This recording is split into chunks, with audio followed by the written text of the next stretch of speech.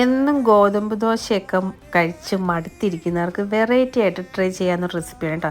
ആലു പറാത്ത എന്നൊക്കെ പറയുന്ന പോലെ നമുക്ക് ആലു ദോശ ഉണ്ടാക്കാം. അപ്പോൾ അതിന് വേണ്ടിയിട്ട് ആവശ്യമുള്ള ഗോതമ്പ് പൊടി എടുത്ത് കലക്കി അതിലേക്ക് ഉരുളക്കിഴങ്ങ് നന്നായിട്ട് വേവിച്ചതും മഞ്ഞൾപ്പൊടി, കറിവേപ്പില, ഗരം മസാല, പിന്നെ കുറച്ച് ബട്ടർ ഇട്ട് കൊടുത്തിട്ടുണ്ട് കേട്ടോ. ഇത് നല്ലൊരു ടേസ്റ്റ് തരും. പിന്നെ ഉപ്പും ചേർത്തിട്ട് നന്നായിട്ടൊന്ന് ഇളക്കിയെടുത്ത് ഇത് ഗോതമ്പ് ദോശയിലോട്ട് ചേർക്കണം.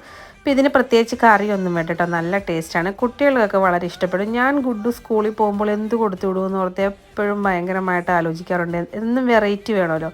അപ്പോൾ ഈ ഒരു സാധനം കൊടുത്ത് പീസാക്കി കൊടുക്കുമ്പോൾ അവൻ നന്നായിട്ട് കഴിച്ചോളും.